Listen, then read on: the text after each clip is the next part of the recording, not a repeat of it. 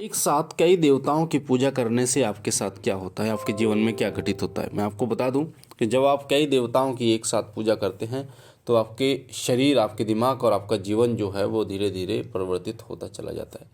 वैसे तो एक देवता की पूजा करनी चाहिए, एक को ही मानना चाहिए, क्योंकि जब एक को आप मानते हैं तो एक में ही सब आ जाते हैं। पर हमारे सनातन धर्म में क्योंकि अलग अलग देवता हमारे शरीर को संचालित करते हैं, अलग अलग देवता से हमारा जो शरीर है वो बना हुआ है और उनका प्रभाव हमारे शरीर पर पड़ता है। जैसे शनि का प्रभाव भी हमारे शरीर पर पड़ता है, अन्य देव ग्रहों का प्रभाव भी पड़ता है, नक्षत्रों का प्रभाव भी जन्म लेते ही व्यक्ति के शरीर आत्मा पर पड़ना शुरू हो जाता है, जीवन पर पड़ना शुरू हो जाता है। उसी प्रकार से जो पंच तत्वों से हमारा जो शरीर बना हुआ है उनकी आराधना का वर्णन किया गया है। साथ ही भगवान सूर्य की आराधना का वर्णन भी किया जाता है। भगवान गणेश जो हैं वो अग्र पूजा के अधिकारी हैं, यानी सबसे पहले भगवान गणेश की आराधना पूजा की जाती है।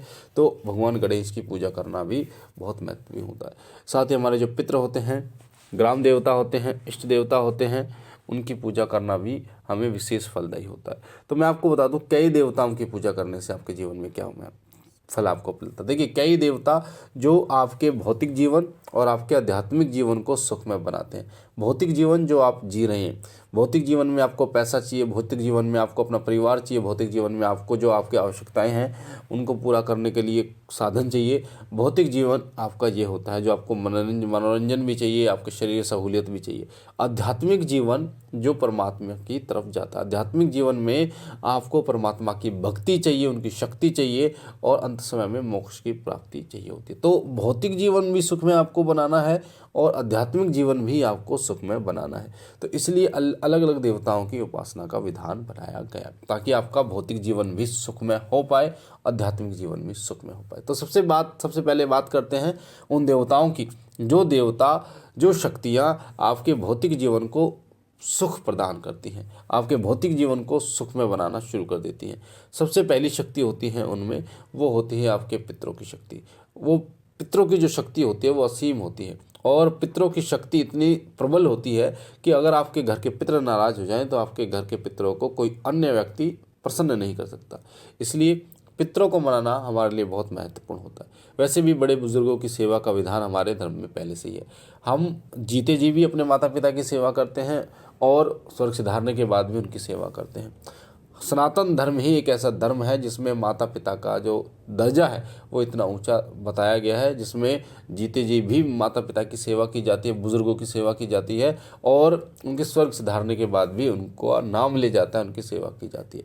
साथ ही कुलदेवी और कुलदेवता की पूजा करना भी विशेष माना गया है, क्योंकि कुलदेवी और कुलदेवता हमारे परंपरागत रूप से पूजने वाले देवी देवता होते हैं और ये हमें संतान सुख की प्राप्ति कराते हैं।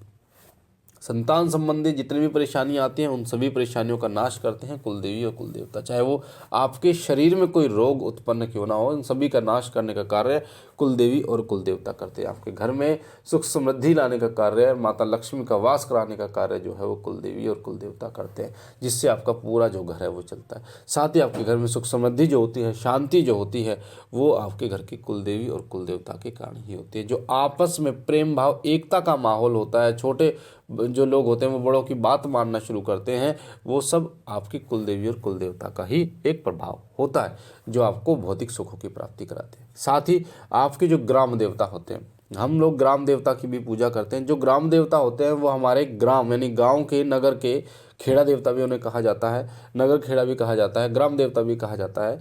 ये पूरे नगर के, जहाँ हम रहते हैं उस नगर के मुख्य देवता होते हैं। उस नगर की पूरी जो जिम्मेदारी होती है वो इनके ऊपर होती है। कोई भी शक्ति सबसे पहले आती है तो इनसे पूछ के आती है, चाहे वो नकारात्मक हो चाहे वो सकारात्मक हो।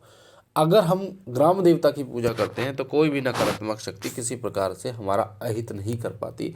और ग्राम देवता की इतनी शक्ति होती है कि वो पूरे ग्राम को यानी कि नगर को बांध देते हैं, जिससे कोई भी नकारात्मक शक्ति किसी का भी अहित नहीं कर पाती। तो ग्राम देवता की पूजा भी हमें आवश्यक होती है करनी।